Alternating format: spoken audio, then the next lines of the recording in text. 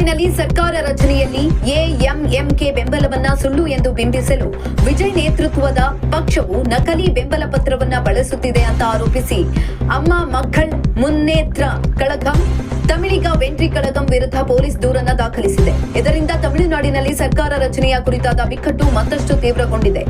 ಎಎಂಎಂಕೆಯ ಏಕೈಕ ಶಾಸಕ ಎಸ್ ಕಾಮರಾಜ್ ಅವರ ಬೆಂಬಲಿತದ ಕುರಿತು ಎರಡೂ ಪಕ್ಷಗಳ ನಡುವೆ ರಾಜಕೀಯ ಘರ್ಷಣೆ ಹೆಚ್ಚುತ್ತಿರುವ ಮಧ್ಯೆ ಈ ದೂರು ಬಂದಿದೆ.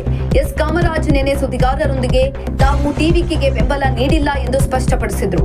ಇದರ ನಡುವೆ ಟಿಟಿವಿ ನಾಯಕ ದಿನಕರನ್ ತಮ್ಮ ಪಕ್ಷದ ಶಾಸಕ ಕಾಮರಾಜ್ ಅವರ ಪತ್ರದ ನಕಲಿ ಪ್ರತಿಯನ್ನ ಟಿವಿಕೆ ರಾಜ್ಯಪಾಲರಿಗೆ ನೀಡಿದೆ ಮತ್ತು ತಮ್ಮ ವಿರುದ್ಧ ಪೊಲೀಸ್ ದೂರು ದಾಖಲಿಸುವುದಾಗಿ ಬೆದರಿಕೆ ಹಾಕಿದೆ ಅಂತ ಆರೋಪಿಸಿದ್ರು.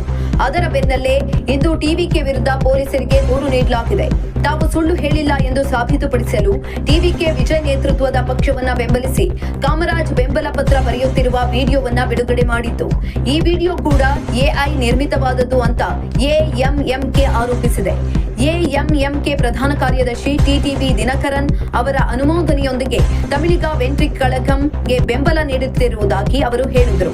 ಆದರೆ ಅವರು ಪತ್ರ ಬರೆದಿಲ್ಲ ಅಂದು ಈಗ ಹರಡುತ್ತಿರುವ ಮಾಹಿತಿಯು ಸಂಪೂರ್ಣವಾಗಿ ಸುಳ್ಳು ಮತ್ತು ಸತ್ಯಕ್ಕೆ ವಿರುದ್ಧವಾಗಿದೆ ಅಂತ ಹೇಳಿಕೆಯಲ್ಲಿ ಸೇರಿಸಲಾಗಿದೆ.